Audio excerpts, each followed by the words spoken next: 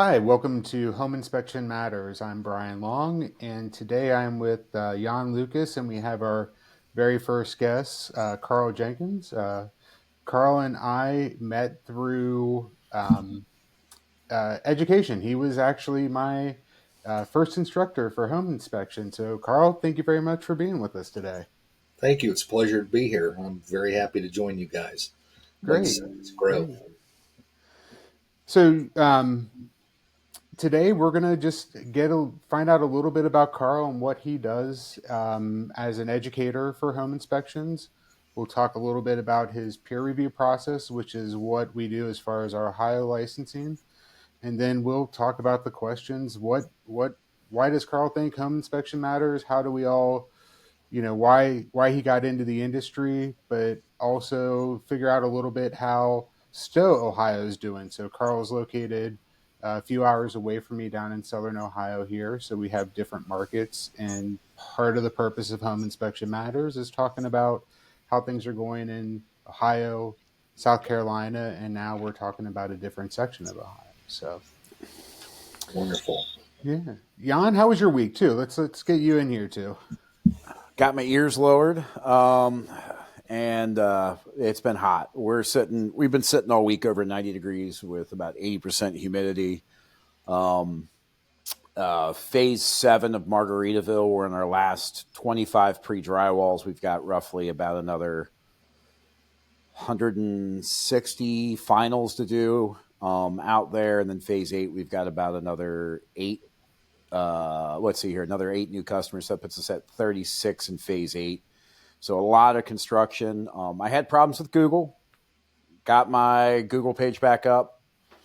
And I'm telling you guys right now, the whole Google thing, literally for a week, my phone went silent because Google went down. Now my Google's back up. Transactionals have picked back up, which has put me at a full week. And we're going to have a record month this month. So we're going to, right now, we're sitting at about 97 for the month for inspections. So that's construction, transactionals, everything like that. I'd say roughly it's about a 60-40 split construction to transactionals, but it's definitely moving along in the right direction. I want to keep that number moving. We are going into our down season. May is the busiest time of year for us. June usually slows down because school goes out. July has a little tick up, and then we're down again in August because school goes back in. Then we tick back up again and then not die off, but drop down to roughly 70% in November, December. So everything's moving in the right direction and following our trends. I think that trend follows pretty close to what I see here in Southern Ohio. Carl, is it kind of the similar what you see up there, or is? Well, I'll tell you the truth. I've never really tracked the trends like that. But if I look at it and try to think of it from an honest perspective, we see an uptick here usually in March, really, when the tax return checks start Yep. coming in and people can start affording to put the down payments in. And it really goes pretty steady all the way through October. Uh, it's the and you have to remember too, we live here in Northeast Ohio where we're subjected to pretty severe winter storms a lot, and we see a lot less people moving from Thanksgiving time frame through February. And a huge drop off in business is not uncommon up here that time of the year. And I try to teach all my students that live up here to budget accordingly. Yeah, you got a plan definitely of how do you get through the lean months, and for some reason, the last 2 years, October has been fantastic for me, and then my second year in the business, December ended up being my third highest month, and I have no Wow. idea. I think I was the only inspector working, maybe like the new. I was like, I'll do it. I'll take the job. But yeah, so it's right now we're seeing the apex, but I did see last year a little slow tick in June, but I was also hiking the Appalachian Trail last year in June, so I kind of miss I'm not going away, and then did also continuing ed in July where I got licensed in Kentucky, and that was another 10 days being out for that. So I tend to November, December, since I'm a multi-inspector firm, I start taking time off in November and December.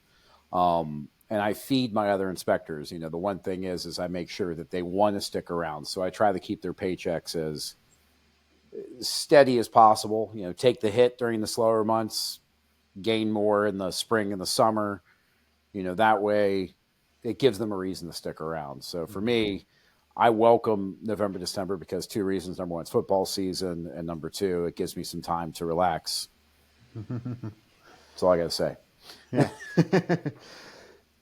So, Carl, tell us a little bit about what you're doing inspecting wise or on the education wise or peer review. You can start any which way you want to go. It's all interesting to me. So, Right. Well, primarily, I went from working in a multi-inspector firm, and when COVID hit, I left the organization and started inspecting at my own again. And it was the same point in time where Ohio was going through licensure. In 2019, we just had the law signed by the governor. And fast forward, it took a year and a half for them to actually write our standards and determine our educational requirements here in the state. And of course, I'd been teaching at Hondros on the side here since 2017. And when all the new stuff came out, I had to help create some of the curriculum and participate in the creation of videos. But Ohio law was interesting. It gives licensee or licensure candidates two different paths that they can choose. They can choose either an 80-hour course followed by a 40-hour experience course and a peer review, or they can choose the 80-hour course and 10 parallel inspections or an equivalent experience. And then they both merge back together. You have to take the National Home Inspector exam, do your background checks, and all of that. So I was focused very hard on teaching for a very long period. And I think that's about 3 years ago is when I had you in the class, if I remember correctly. yeah. And it's just been a great ride. I do a lot less inspecting today than I did 5 years ago. I was doing 10, 12 a week. Now I do 10 a month, maybe 20 in a busy month. But I'm teaching 3 weeks out of the month as well as doing the HUD 203K things. I'm a certified HUD 203K consultant in 5 different states. So I travel around doing that as well. Nice. What does that entail? I'm not 100% familiar with that. I think I know, but I'd rather just hear it from the horse's mouth. Well, a HUD 203K loan is a government-backed loan that usually includes a renovation or a refinance. Some kind of work is being done to the property. Hypothetically, a potential buyer is approved for $250,000, but they can't find anything in that price range that they like or that meets their needs. But there are homes in the 170 price range where they could go and do a 15 by 20 addition that will now meet their needs for their family, or maybe it needs a roof or a new garage or an updated kitchen. So they do what's known as a HUD 203K loan. And when you do a HUD 203K loan, the government requires that you have a HUD certified consultant who is part of that entire project. I do a feasibility study. I have to look at all the estimates, read the blueprints. I communicate with the contractors. I communicate with the lenders and the agents. And I track the entire inspection and the entire build process from start to stop. I do all the draw inspections, initial site visits, and I play with that along the way. And it pays me at every step of the way, which is kind of nice. Yeah. Now, they've slowed down a little bit with the interest rates going up, but we expect that they're going to pick back up here in the next few months.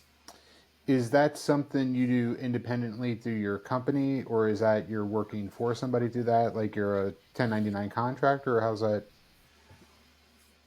I can do either or. I can do them independently. I also work with a company called Makeover Homes out of Indiana. Okay. As one of their HUD consultants. They've got consultants, I believe, in over 25 states at this point in time. So they feed me some work. I generate some of my own work, and it's just a combination of both. Nice. Yeah. Cool. And HUD prices are all fixed. It's not negotiable. There's no bargaining. HUD dictates the price of everything, and it's based on the size of the renovation. So there's no hidden cost. There's no upcharging or upsales. So it's kind of nice. The client knows exactly what they're getting into. Yeah. I think there's only 34 of us in the state of Ohio. Well, I'm not going to try to be 35. It's a pretty significant package of paperwork that you have to send to HUD to get qualified. It's I'm assuming I'm a little bit familiar with HUD, and I can imagine what the paperwork trail is. And I don't need more paperwork in my life, but it needs to be done. Like it definitely, housing's for everyone, so every aspect that you can make sure people get housing, that's the fun part all about it. right. So, I think my application packet was 150 pages long. yeah, I would have got bored. I would have got bored along the way Yeah. there. But on top of that, I found a need in 2021. We had approximately 200 students who had taken our class, and licensure was coming about on July 1st of 2021. As of that date, you could not do a home inspection without a license. Well, everybody had gone through the coursework, had to have a peer review, and there was literally no source for the peer review. So I talked it over with a friend of mine down in Cincinnati. You may know Mike Hesterberg. Mhm. And he and I decided to come up with a method for our students to get certified. And I formed Ohio Peer Reviews LLC, and I provide peer reviews for people who need to get their license. And that's a process where I inspect the property, I write up a report. They then follow up, inspect the property, they write a report, and I have to review their report for accuracy, and they have to find a specific percentage of the defects that I identified in my initial inspection. And if they do that, then they get a peer review certificate to use for their license application. Here's Yeah, a question I have for you, Carl. What did the state of Ohio do for all the people that were inspecting to the day that they did the licensure? You were capable of getting a license grandfathered if you met a certain preset criteria. You could apply for that license. And I applied for my license as soon as they offered that and got my license in September of 19, I believe. But after July 1st of 21, if you didn't have your license, you were done inspecting. It becomes, I believe it's actually a felony here in Ohio to inspect without a license. Or a What was the requirements that they asked you for? I had to have performed a certain number of inspections. I had to have a background in it. It's been, wow, it's been 5.5 years since I filled it out. But you had to have a certain number of inspections done. You had to have at least a high school education. Uh, and I really don't remember all No, those. I was just yeah. curious because South Carolina did kind of the same thing about 8 to 10 years ago, and and it sounds very similar, but I was just curious as to it. Yeah. I think it was really interesting for me because a lot of people failed to get grandfathered. So my first year teaching when licensure took effect, I had students in my classroom who'd been inspecting for 25 and 30 years. And it was very intimidating to know that I've got that level of experience as students. But luckily, Hondros's curriculum is so good that I had nothing but positive feedback. That's good. And the good thing for me is I take a class and I don't care whether it's a young 18-year-old who graduated high school 2 months ago or a 70-year-old. I learn something in every single class I teach. I learn from my students. They come up with the most unique ideas and ways and things that you can incorporate into your inspection process. And I found myself adding a lot of their little tips and tricks along the line as I go, which has been a lot of fun. Yeah, I live right next door to a state that is literally the wild, wild west. Georgia does not have um, any licensure, any insurance requirements, anything. Um, Michigan doesn't either. yeah, and it's the funny thing is, it's like South Carolina, we can go to Georgia. Georgia, they can't come to South Carolina. All Georgia's requirement is that you take a course. Um, it doesn't matter what course, Internachi, Ashi. There's a couple people teaching over there, but there are no requirements, and that you just have the ability to write a report. Um, And I find that when I go to Georgia, I am a little bit higher than the guys over there because of the lack of requirements that they need. And, I've done a couple of BNI networking groups over there. I've done a couple of lunch and learns with people, and talking to some of the realtors, they've said like, well, I don't understand why you're more expensive. And I said, why don't you try using me one time and let's see what we got. Let's compare apples to apples. If in fact you're getting apples from this guy. And I've actually picked up some pretty consistent realtors over there because they see the difference between somebody who's, not saying all of them over there are shoe cobblers, but there are quite a few over there that are you still kind of have question marks about. Right. Well, and you have question marks in states with licensures as well. I still occasionally will run into the agent who says, "Hey, my client's really cash strapped. Can you lower your inspection fee?" I'm like, "Well, sure. As soon as you lower your commission." Yep. And they never ask again. Yep. So I tend to be on the high side as well, price wise. And when they start complaining, I typically will tell my clients, "Look, I can find you the cheapest guy in town if that's what you want. Yep. I don't mind. It's okay with me. But you're going to get what you pay for." Yep. So the level of training that we go through and the continuing education and the costs to maintain our business, whether we're talking insurance or CE or tools or software, licensure costs, insurance costs, everything adds up. It's one of the funny things I tell my students. Look, you go out there and do an inspection for $500 and you've got, an hour drive time, 3 hours on site, maybe an hour writing your report. You didn't make $100 an hour. It's not the way it breaks down. No. Okay. No. You're making 20, 25 if you're really doing well, but realistically, that's not the amount of money you're making per hour. So it's part of the education process for them too. It's one of those things that I when I hire guys, they're like, I had one guy that I recently hired that was talking about starting his own business, and I explained to him my compensation and how I go about it, and he was like, well, I can make more than that. And I was like, great, you're forgetting about the 47% taxes that the federal government's going to take out of that, let's say $1,000, there goes $470 of it right off the top, gone. All right. You can regain some of that through write-offs and mileage and things like that, but that's still a cost you're incurring. Right. And then you explain to them how I make money off it. Like I try to explain to people all the time, like as a multi-inspector firm, I probably only make 10 to 15% off of each inspection everybody else does.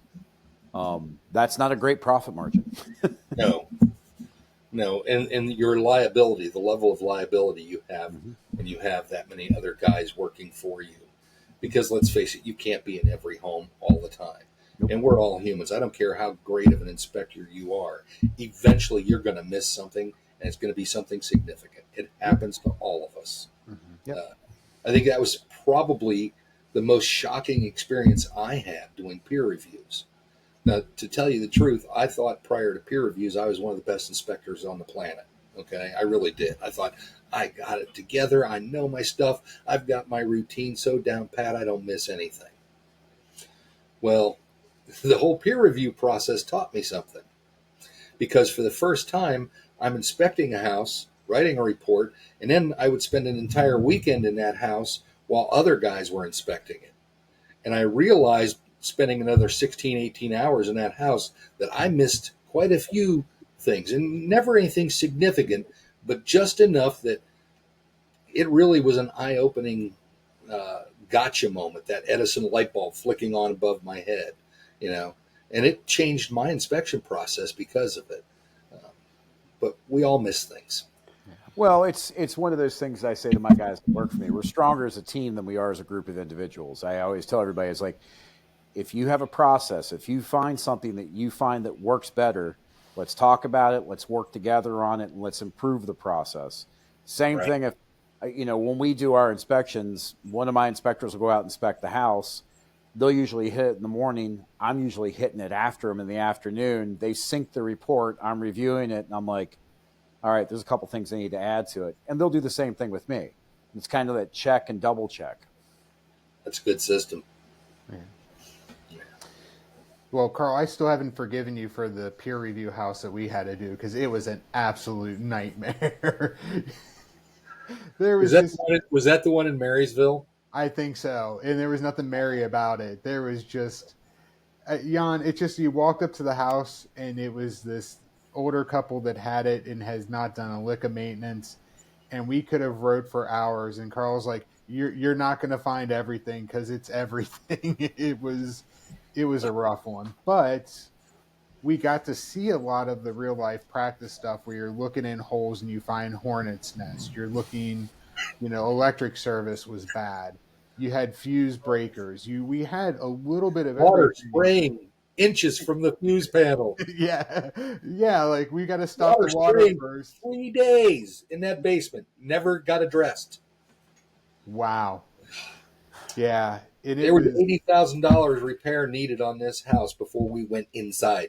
Wow. Yeah, our driveway talk was, how do you not buy this home because of what you saw on the exterior? It's like, how do you have a conversation for somebody when you see that the conditions were just extreme?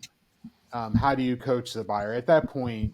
In homes like that, it's like they've got to understand that you've got to start. I had one this year, the one Jan, you and I talked about, where I had to go back for a reinspection because of access limitations. It Yep. had been venting into the attic, the kitchen grease, for a number of years. And then there was a house fan in the garage up into the attic with no separation between the two. And you're like, that's all got to come out. Like there's just not, like, you have to start somewhere. Yeah. And that health and fire hazard right there. There was no ventilation throughout the house and roof, and um, it did not kill the deal, which Wow. was, Well, the whole thing is, and you, Brian, you and I have talked about this, and Carl, you can chime in on this. Is our job is not there to crush somebody's dreams, kill a deal, make it so they can't sell. We're trying to, it goes back to the whole thing I always say is, a house doesn't come with an owner's manual, but we're trying to give them a user's guide. Right. Like, hey, these are the things you need to look at. This is what you need to budget for. Brian, you're building the maintenance plan, everything, but when you walk into stuff like that yourself, you're sitting there like, oh my God, I wouldn't buy this. But you still got to be objective and keep it as absolutely. positive as possible, but be as transparent as possible also. Yeah. Yeah. I've had a couple of instances, and maybe I'm the only guy that's ever done it. I don't know, where I got to a house that was so bad before I got inside that I had a conversation with my client and said, look, I will happily complete the inspection for you, but I'm seeing, major structural damage, major repairs. We've got $60,000, $70,000 worth of work needed before I go in the house. What do you want me to do? And in both the cases that this happened, both clients asked me to stop the inspection, write up what they'd seen, and they were going to walk away. And they both reused me on following home purchases. However, and this is for all the inspectors out there listening, the agents never recommended me again. I've had the conversation. A lot of clients don't show up to inspections down here, and honestly, I'm fine if they don't show up at the beginning. I'm more happy if they show up towards the end. Right. But I've had, in the first 6 months I had my license, I went to a house. It was in Buford. It's in a very rough area of Buford. The house, in all honesty, should have been condemned. Older woman had lived there, died in the house. The house had the smell of death in it. But I immediately called the buyer's agent and I said, listen, if I do this inspection, it's not going to be 4 hours. I'm going to be here all day. There's so much wrong with it. I was like, I can list 5 things right now that would give you the ability to walk away without even having to dive into this house. She said, give me a half hour. And I said, okay.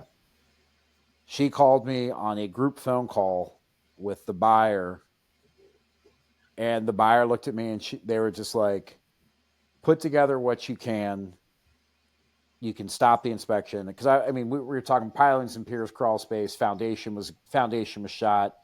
I think I told you about this, Brian. This is the one where I ended up crawling before I got my crawl bot. I crawled in septic, Oh yeah. which was Yep.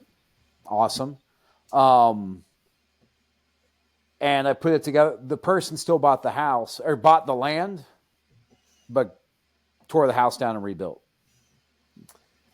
I just had a flashback back to the peer review house. The poop was coming out the side of the house in puddles. What? It wasn't underneath. Coming out the side of the Yeah, house? they Yes. they had the sump pump. Their discharge was flowing directly into the main sewer line going out to the street. There was a clean out outside. Well, the ground was absolutely inundated, so the sump crock kept filling with water.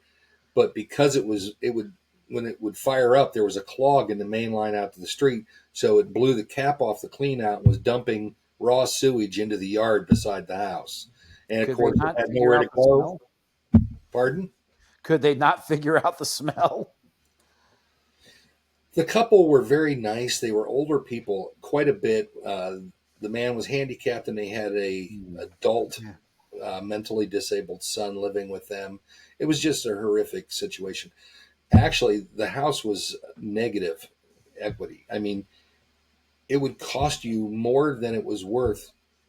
The lot value, it would cost you more than that to demo the house. There was no value there whatsoever, zero value. Yeah.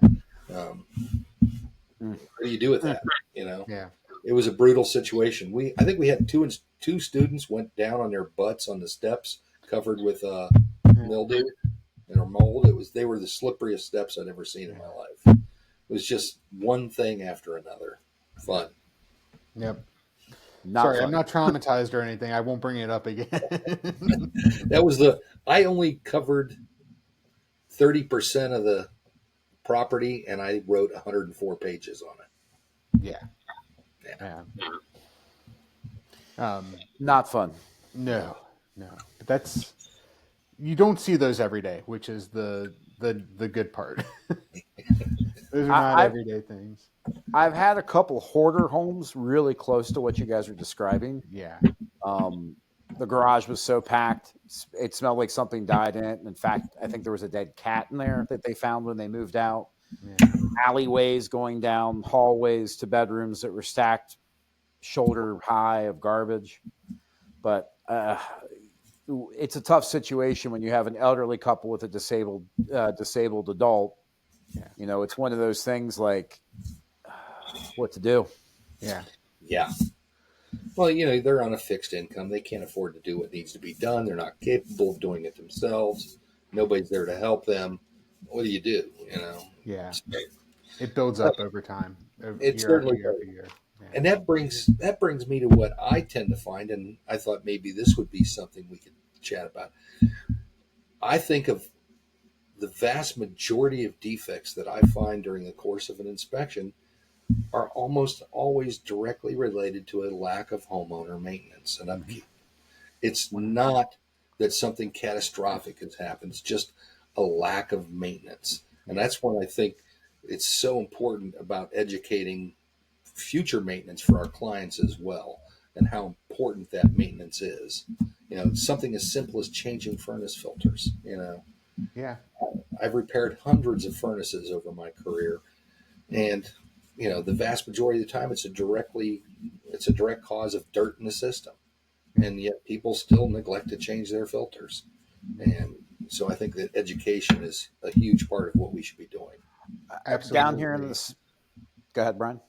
Absolutely. I even have a homeowner who I do offer a consulting on home maintenance, and I just did a home in Mount Adams that the guy's been in there 5 years, and he's got a bigger issue to address, but then how to prioritize the small issues to address, and then with an older historic home, how do you factor in the masonry repairs, and how do you keep up with that? Because he's like, I have this asset in a great area. I've been here 3 years, and I'm not sure what to do with it. And as I was delving into his like appliance tags and looking closer into it, it's so quickly how time flies that his appliances, if you look at, they're in fine condition, they're all working, but everything was outside its useful service life. So it doesn't mean they're going to fall tomorrow, but you start looking at that, it's like, okay, well, let's chunk away at that more important stuff, but then know that we're going to the microwave's going to give out if you use it all the time. If it's 2006, it's getting near 20 years old. That microwave's going to die at some point. I can't tell you when, but it'll be interesting when we go through and look at everything he's got. How do you not fear that stuff, but how do you almost embrace that you just know it exists? Right. And I use the example with my own home a lot of times of stuff I deferred.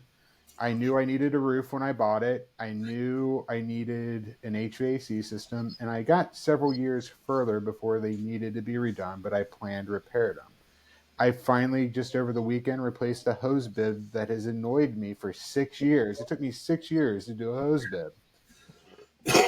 So you can defer and delay. It doesn't all have to be done at once, but when we go through a home, we're going to see 20 to 30 items conservatively in most homes that need to be done, if not higher. What I find also in some of the homes is, and I'm guilty of it, I like to fix a lot of things. And I try to fix it the best of my ability. Unfortunately, you end up doing things like this and get stitches. How many stitches you get? I got 5 stitches. It was down to the bone and almost hit my tendon in my thumb. I was fixing lovely builder construction for water supply line to my house, and they didn't use PEX as a supply line, which has been common practice down here in South Carolina since 2010. But they used 1-inch wide PVC, and that's a PVC cutter. But they're sharp. What's that? They're sharp. Oh, they're very sharp. And when I learned that same lesson. when you're trying to be smart in a hurry and your hand's wet, you'll open up the blade instead of letting the handle do the work. Right. It happens. I've done it 1,000 times. That's the first time it happened. Yep. Yeah. But I find a lot of people are like, my house is in great shape, and it looks like it's in great shape. But then I realized this person does a lot of work on their house, and 60% of the stuff that they did, right idea, wrong message. Yeah. Yeah, it's difficult. Yeah. Yep. So I have a question. I'm a former member of the board of directors for OREA, the Ohio Real Estate Inspection Association. And we were having conversations, and the combined experience on the board was over 200,000 inspections between us. But we were having conversations about how the vast majority of senior home inspectors have gone into a very defensive report writing strategy. Oh. With the idea of we have to protect ourselves at all costs because we never know who we're inspecting for. And I don't like that idea. No, it's not proactive. That's actually a reactive. One of the things I tell all my clients is we're here to be proactive, not reactive. It's not here to scare the bejeebers out of you, and we're not here. If you have a hole in your wall from somebody hanging a nail, I always tell people, I'm not going to call out where people hung their pictures. I see home inspectors do it out here all the time. I see home inspectors in new construction where the builder has gone through a quality inspection themselves. They have a punch list there. They have blue and green tape there. There are inspectors down here that'll walk around to do what I call a Captain Obvious report. Hey, I'm going to take a picture of everything the builder has called out, and there's my report, because they feel like they've protected themselves. And right. I have had a conversation with 2 inspectors down here saying, you're not doing yourselves any favor. The builder's got their punch list. That's going to be in their closing packet. The pictures that you're taking as your observation pictures of the house are going to have the blue and green tape in it. You're looking for everything the builder doesn't know that they have, and the homeowner that's done their walk that knows that they don't have. Being defensive and calling out everything under the sun when only 10% of it actually is applicable to your inspection, considering the other 90% has already been observed, recorded, and is being addressed, is not saving your butt. It's just giving yourself more work, number one, and not building that relationship, that trust with the client, number one, because the client doesn't feel like they can trust the builder. You've been inspecting throughout the process, and that doesn't work. So explaining to people from beginning to end that, like, hey, this is what we do. We're not going to scare you. But I find that home inspectors down here, out of the 30 that I know down here, 15 of them are very much on the same page with me. The other 15 are less than 2 years and are calling out every single. I had to go do a reinspect on a house that was pre-listed, inspected, and I got the punch list, and I looked at it, and I was just like, "You really want me to inspect all this?" I was like, "Okay, so there is 2 pages of literally pictures of one by one pictures of bad paint touch up. There is literally, I mean, we get that It's stuff just all the outside time, the and SOP. It's not even. It's not. I'm right there with you, man. And but they Yeah. look at me and I get told, well, the inspector was scared that the homeowner wanted the report to have all this in this. And I actually called that inspector and I said, the homeowner doesn't write your report. The homeowner doesn't have any skin in the game. This is outside of your standards of practice. You need to stay in your box. Don't you can go exceed the standards of practice, but this is going way outside your box here. So, Carl, what was the thought from ARIA of what was leading to the inspectors getting so defensive? Because of this great fear of getting sued by a client because you didn't report something. Yeah. Okay. And we hear about that a lot, not as much as I think people make it out to be. Um, but we do hear about it. But, I have a conversation with my clients at the beginning of every inspection. I call it my driveway speech. Mhm. Okay. And I always stress to them that my job is always going to be make somebody unhappy, whether it's the seller or an agent or the potential buyer, my client, whoever it happens to be. I said, but I want you to make sure that you really look at my report, because in my report, I'm going to clearly outline everything that's significant that needs addressed. The rest of it may be, uh, window candy, but if you look at my report and read it, you'll know what has to be fixed. And I'm really clear and concise about that. Um, but that brings it triggered my brain in a few minutes ago when you were talking about clients, Jan. Um, as home inspectors, we have multiple clients on every inspection. And for the inspectors out there watching this, you need to remember that. You always take care of your primary client who's hired you and who you have a contract with. But if you think that that agent that's attending the inspection isn't also a client, you're sadly mistaken. So we have to work in a way that helps build those relationships. And if you're that negative doomsday guy who's writing up every single cracked outlet cover requiring an electrician, don't expect to be called very often. Okay. My client, if they're not smart enough to replace an outlet cover, they're probably not smart enough to own the home. I don't need an electrician for that. Right. So I think you I got to use really think about the secondary client as well. I use the terminology, and I can thank Mrs. Way for this. It's the only thing I remember from her class. Brian, remember Mrs. Way? Oh yeah, absolutely. I remember I use this one terminology. It's a symbiotic relationship. It's mutually beneficial for everybody: the home inspector, the client, the buyer, the seller, and the buyer's agent, the seller's agent. It's all one big circle. We're just completing that circle. Without a home inspection, that circle is not completed. Yeah, And somebody's going to get upset, but the whole thing is we've got to make sure everybody's on the same page. and I I like think I find that most agents, if I find something major that wasn't outstanding that they saw in the 15 minutes they got to walk through the house, they're going to go in reactive mode to take over defending the client, to get the second opinion, to get the evaluate, to get somebody out there to find out, because it then becomes a negotiating standpoint. It does become a topic of discussion. And I had a unique experience this morning. Or after my morning inspection, I was setting radon for an inspection, and the agent was like, "Can you do it earlier than what we had?" This is the listing agent, and I was like, "Actually, if I think I can meet this time, she's going to be there." And I show up, and there's a structural engineer there already, my client, and the owner. And I'm like, "Well, hello, everybody." It's a So party.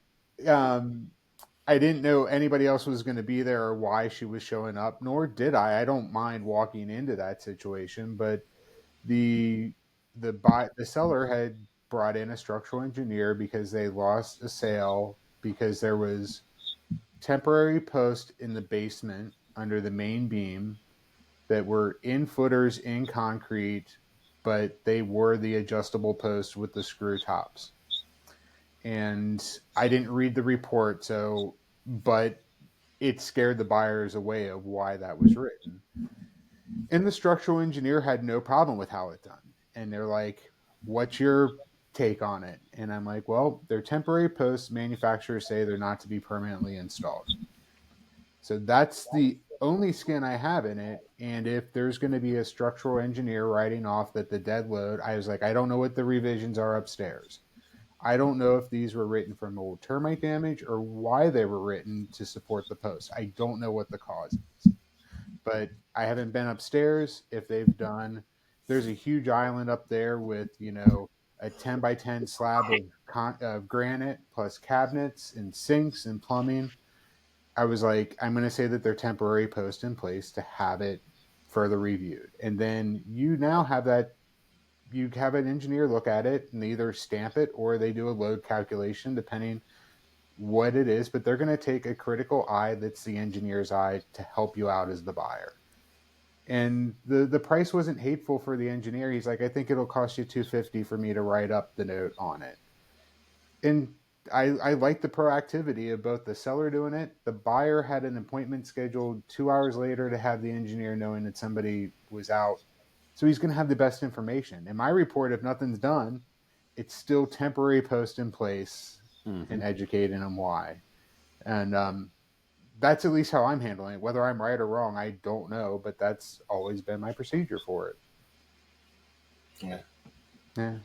I think that's fine. I don't see any problem with that. Yeah. Are you talking about telescoping lally columns or just the adjustable posts? There was a mixture. There was like 4 different posts in there for what they had going on. I love the mix and match. Yeah, yeah. So it's like, where do they keep adding them? And that's where it becomes a haberdashery of, was it a thoughtful process to be done? When were they installed and how were they done? So, um, I you can know, show you guys a couple pictures of some crawl space pictures where they have bottle jacks underneath the houses down here. Seen it. oh yeah, yeah. Yeah, it's Scary stuff. Um, yeah, but it's.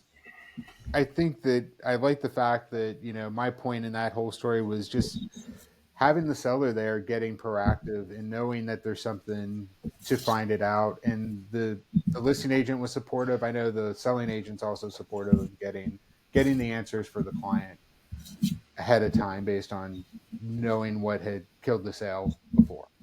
So well, this kind of goes back to that topic of conversation that I think you and I have touched on before. The benefit of a pre-listing inspection for a seller. I mean, Carl, I'm not sure how you talk about it in your peer reviews and stuff like that, but it's one of the things that when I have lunch and learns or I do breakfast with some of the realtors, I talk about the benefits of a pre-listing inspection. And I tell everyone of my agents, like, each inspector has their strengths and their weaknesses. We're all well-rounded, but some inspectors are former electricians, some inspectors are former plumbers, some inspectors are former framers. Everybody's kind of got their niche, but getting a pre-listing inspection is going to mitigate probably about 80 to 90% of what anybody else is going to find, and it gives you that leg up. If you were doing a pre-listing inspection on that inspection, Brian, that first deal probably wouldn't have fallen through. right. Yeah, I always recommend them, and I tried very hard to sell them. It's just there's so much negative pushback from agents who are always afraid that now we have to do the disclosure thing. And, I tried to tell them, look, in this market with a significant number of buyers still waiving home inspections because it's still happening, I said, what a great selling tool. You can put it on the market. I've had a pre-listing inspection. This is what I've done. Slap it down on the countertop and say bid away, you know, Mhm. and it eliminates all that problem. But I just see so many agents push back so hard on it. I still get to do them once in a while, but they're few and far between, in all honesty. I I haven't ever done one. Well, yes, I did. I did one actually for an agent, and then I tried when I first opened my doors. I had three relationships with realtors that I tried to give away the pre-listing inspection. One more under my wings to get some deal and let them see the report. And I was in that period. I was still working at my other job, but I'm like, let me get in the door and show them what I can do. I couldn't give one away. Yeah. So I'm actually doing an inspection on Friday, and um, it had a pre-listing inspection. Uh, the buyer or the seller has a list of repairs that they gave to the buyer's agent. The buyer's agent had permission to share the list of defects with me. The buyer wants me to verify everything's been addressed and to still do a full inspection report. Um, and this is with a realty group I don't really do a lot of business with. I'm doing it for this one agent because the agent's great. I like the agent, but the group itself I kind of steer away from a little bit. But he was like, I got a pre-listing. It's got a pre-listing inspection. We need a full home inspection. We don't want it discounted. We have a list of defects that they fixed. We have the bills for it. Can you go through this? So I've got myself and another inspector going to this on Friday. He's going to do the inspection. I'm going to walk around, verify everything's been addressed. But the pre-listing inspection is a selling point. They're getting the top dollar in a very high-end gated community here in Bluffton. And they didn't the seller didn't twitch at getting the pre-listing inspection, and the buyer didn't twitch about getting the home inspection. In my eyes, I see that as a win for everybody, a perfect situation, because that buyer's walking in knowing like it's been inspected twice. The things from the first inspection have been addressed. And my other inspector, if he finds something, obviously they're going to address it. And again, it goes back to the strengths and weaknesses of the inspection companies. yeah. I did a pre-listing inspection for a newer agent about 3 years ago, and it was a gated community, high-end home, and it had some problems. It was rough, and they estimated they were going to get 500K for the home. And I went through and I did my inspection and wrote my report, and they had to put about 40 into it. They sold it for over 800. They were just ecstatic. Mm-hmm. And now the same client's coming back. They've got a 7,000 square foot home they're going to sell with an indoor pool and 4 furnaces and yada, yada, yada. I'm going to do their pre-listing for them here coming up in a couple of You're, weeks. you're going to do that all day inspection, not the pre-listing inspection. I have a drone. It'll go quick, right? Full Yeah. inspection for HV. Yeah, they wanted to know why it's going to cost so much. I'm like, do you have any idea how long I'm going to be here? That's Yeah. going to be at least 6-7 hours. Yeah. So, Well, that's kind of the conversation that Brian and I've talked about too. I mean, Carl, do you see a lot of what I call drive-bys? Do you know what I mean by a drive-by inspection? not sure. Oh, yeah. Quickly go in, get the HVAC, the air handler, the water heater, quickly inspect the roof, take 3 pictures of the outside, put together a 10-page report, and there you go. There's a lot of those out there. Mm-hmm. You know, I worked for a multi-inspector firm that required us to write our reports on site. So I probably don't have to tell you who that is, but there's no possible way, I think, that you can do a good inspection and write the report at the same time being lost in the software. If you're going to be inspecting, you need to be focused on inspecting, not on writing the report. I don't think, I personally am not capable of doing both tasks at the same time. There are too many things I have to look at and evaluate. And I'm the anal retentive guy that I walk the basement and I shine my flashlight and I go up every single joist cavity looking at every single joist and on and on and on and on. I cannot do that and write a report at the same time. It's just not going to happen. So, Right. for me, 2,000 square foot, that's 2.5 hours if there's Yep. not a lot of problems. Well, If there's a lot of problems, then it's going to take longer, Yeah. But I personally budget 3,500 square feet or less for every anything. It could be 800 square feet. It could be 3,500 square feet. It's 4 hour. It's a 4 hour window. Mhm. yeah. And this is one of the conversations I've had a lot with a lot of people. Whether the house is 900 square foot or 2,500 square foot, the only thing that really changes in those houses is the amount of space between the walls. I don't get three air handlers in a 2,500 square foot home. I don't get three water heaters. I don't get three condensers. When I start hitting 3,000, 3,500 and up, that's where I start seeing multiple air handlers, Mhm. multiple water heaters, multiple sub panels. That's where my time starts really getting eaten up. Mhm. Inspecting the interior room by room, that's easy. I don't care if it's, 10 bedrooms or one bedroom, it still doesn't take long. Right. It's all the mechanicals and all the other stuff. Multiple attic access hatches in some of these modern homes. Oh my Mhm. goodness. That's enough to make you crazy when you've got to go in 3 or 4 different attic accesses. Mhm. There's attics down here in Bluffton that literally are the size of some people's homes. Yeah. And that's where all the mechanicals are. That's the one big thing. I mean, I don't know how often you see mechanicals in attics, Carl, but that's common where Jan's at. Oh, everything's in the attic. Only in condos generally Yep. and slab on grade homes. I'll Yep. see it. But, that's what I tell everybody here. 90% of the homes here have basements. Yeah. That's where you're going to find most of your mechanicals. You know, Yeah, I did a Everything larger here home is last week and I was just on fire going through the home. The home was good. It was a mansard roof, so there was no attic, but still rooms and finding stuff and some interesting things I found. And there was some troubleshooting going on.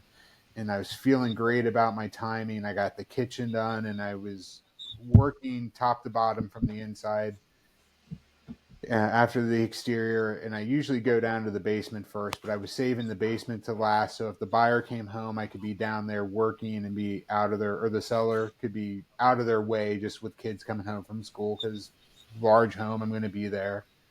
I got to the basement, it just ate me. I mean, it was just like because all the mechanicals for that large home, except for one furnace, were down there. And then there was a crawl space, and in the crawl space there was some rough rocks, so I flipped my crawl bot over. So get into my suit, get into the crawl space too, and the crawl space wasn't planned, but had everything there to do it. And I was like, oh, and here's where it eats my time. yeah. but but You'll like luckily it was in good condition. So you'll like this. I got to inspect a home down in the Columbus area about 5, 6 years ago. It was the former president of Ohio State University's home, and it had 600 amp electrical service and yada yada yada. mhm. Uh, they take me to this one room that's got to be 40 by 60, maybe even larger. Uh, and there's two or three pool tables and foosball tables and everything you can imagine. And the agent said, "This is where Woody Hayes used to bring football recruits." I'm like, "I'm not worthy. I'm not worthy." the general. Yeah, that was a big house. It took a long time, but Yeah.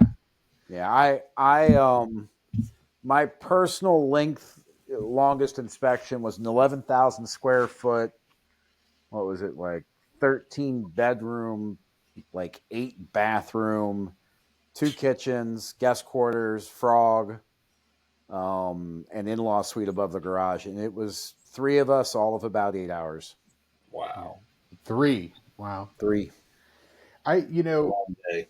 it'll go 3.5, 4, depending on the size of the home, is what I plan for an inspection. And then the sewer scope and the ancillaries come into play. And you never know sometime with the sewer scope. I always do the sewer scope last. And if things are good, I'm 15 minutes. You know, if it's I'm gonna bad, wait for you to come down in September, and I'm going to sandbag a big inspection for that week. in one of these houses with a crawl space and a pool and a large attic. What date are we going down? We're shooting for mid-September, I think, I is where haven't we're at right I now. haven't metal detected at Hilton Head in a few years. I need to get back down there. Yeah. Beautiful place. Too bad that the population down here has tripled, Carl. That's good for me in the metal detector. The the problem is right now down here, you've got everybody moving down here because the taxes are low. But the biggest problem is everybody's moving down here and complaining about the housing prices And the and lack complaining of about what they get when they buy, but they don't realize that this is still a resort area. So you are going to pay a premium dollar, yep. and that the prices in 2012 to 2017. I mean, I live in a 5-bedroom, 3.5-bath, 3,500 square foot home on a quarter acre of land, nothing big, with a pool in back. We built it for 285 all in, 330 with the pool. Yeah. It's now worth over 750. Easy. And people are moving down here buying houses that are 2,500 square feet on less than a quarter acre of land with a postage stamp yard, and they're paying 550, 600. But the houses that they're buying are in that hip range between 12 and 18 years old, hot water heater, roof, HVAC, appliances. But people are buying them still, and the market's still going up.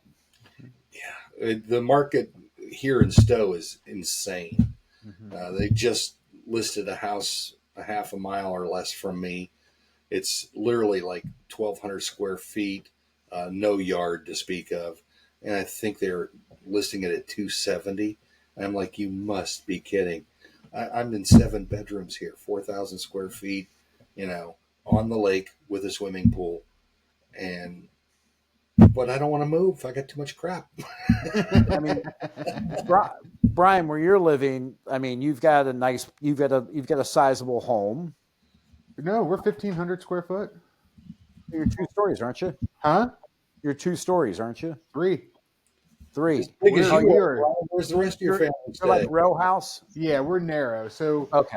we're 1906 farmhouse that it was built off the way the property was pied out. Okay. So we were like one of the kids' houses. So I was gonna say family home, family land. yeah, it looks the photos you may be seen from the front. You see the gable roof and it comes down, and the attic on the 3rd floor has an office studio up there with a built-in balcony on the top. Yep. And then we also have a big deck on the 1st floor, so it seems like you have the outdoor space. And my basement is a wood shop, a fishing shop, a whatever hobby I've got going It's a man on. cave. Yeah, it's from hunting stuff and everything. So that's what half of my problem is: storage solutions of how do I keep everything mobile. And then my garage is detached, city living at the front of the house, and I'm up the hillside from it. So tools coming in, I spent a good part of the winter just working on efficiencies of how do I move my tools in and out of the You house. build a tunnel from the garage to the basement. I really want to do that, but it's really not practical. I think my son-in-law has one of those used handicap chairs on a rail. My neighbors think I'm weird enough, man. That would just get them going. That would be awesome. I'd pay to see that. Yeah. I'm just saying you build an old school bat cave tunnel from the garage to the basement. You guys are not my friends. Do it You all want me to spend money. You want me to look weird. arched brick, little pathway. Yeah, Get no, yourself it's a butler named Arthur. Hey, yeah, and we have 2 HVAC systems because of the old house of how they did the duct work. They added that attic, so I do have an attic system here, but it's in a finished area on the top floor. So They didn't do the duct work from 1st through 3rd or anything like that. No, they didn't run chases. He was smart. So I'll give him this: is that he did a lot of historical renovations. Is I can pull wire from the basement up. I could pull a new plumbing line up straight up. He left that all balloon marked, labeled strings, everything. So 2006, I think, was the full gut rehab. So I still have some plaster, but most everything's been torn out. And like Hey, in I my live in a office, house that's built in 2017 with only two returns in the house. One is in my office, and the other one's 4 feet away. My first floor, no return. oh wow, Hmm. wow. Yeah, I know. And I Interesting. mean, this room here, we have a Murphy bed too. So this is the office. It's a transformer. The desk can roll aside, the bed comes down. But you know what? That's what we wanted. My wife and I know that when we love working on the home and we have an extensive list of stuff we've done. Um, but we don't want to be tied to home maintenance, home cleaning, home everything all the time. Like it's just if we're going to live an urbanized lifestyle, let's not have a bunch of space and stuff. Now, I still dream That's of your country city home, living. huh? That's the city living. Yeah, yeah, I think and we get a good blend here. City, you're living a little bit more rural, correct, Carl? It feels like it, but it's not. It's not. I'm suburbs. I'm Okay. in the yeah, suburbs. Um, but if you were to come in my backyard, it would feel like you were in the country. It's the most wonderful place on earth in the summertime. Yeah. It's a good blend. I mean, I probably live more rural than all of you. I could yeah, drive 15 minutes and be in the middle of nowhere. So, Well, I still have um, foxes and coyotes and deer and yeah, beavers and everything right here in my yard. So yeah. we got wild pigs and alligators and copperheads and rattlesnakes, fun. and it's all fun, especially when you're 8 feet away from one and it jumps into the water and scares the jeebers out of you. Yeah. Um, Carl, this is kind of like we're getting close to our time here, but I want to ask you a question. If there's something you could tell, it's a 2 point question. Something you could tell every home buyer that's watching this and every home inspector, a little nugget of knowledge on each side of that.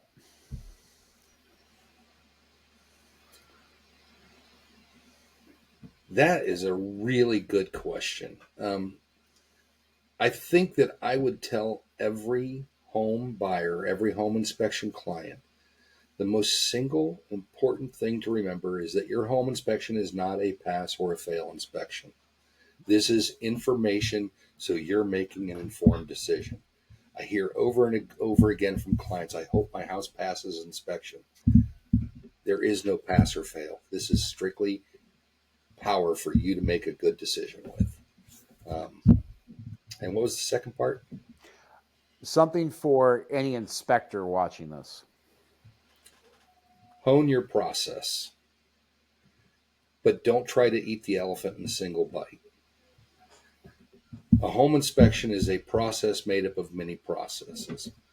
I have a process for water heaters and a process for air handlers and a process for a condenser and a process for the floor structure. Each individual section of the home inspection has its process. And I do that for a multitude of reasons. But even with 14, 15,000 different homes I've been in, I still occasionally go into that home and see something that blows me away. And I'm like, oh my God, what is that? It would be very easy for something like that to completely throw you off your game and ruin your inspection. If you've got your home inspection process built up on many processes and you can get yourself refocused, those moments won't scare you and blow you away. I like it. There was something you used to say, Carl, and I got it confused when I had to take another course. And the guy said, "Be upfront."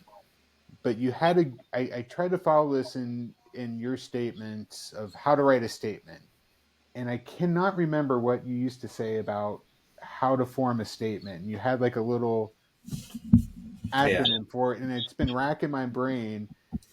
And Every, to me, every single good defect statement has three elements. And I call it what, why, and what. Uh, Part number one is I tell my client what I saw. Part two is I tell them why they should care. And part three is I tell them what they should do or who to seek help from. So if you get into that train of thought where you're always looking at every defect and you think 1, 2, 3, what is it? What do I see? Why do they need to care about this? What are they going to do about it? Think 1, 2, 3, and just get into that habit till it becomes second nature, and it'll protect you and your clients both. So, Carl, let me ask you something. You wouldn't use the verbiage "could become potential flamethrower"? The squirrel flamethrower comes back again. I might, if I thought it was apropos to the moment. I'd have to know my audience. I've seen the report, and I've seen "could become potential flamethrower," and I was like, "It's a loose gas line."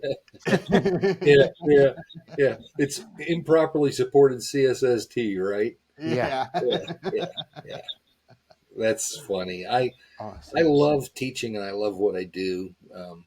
You know, after all the homes I've been in, I still get stressed on every inspection. I feel a level of stress because I take my clients'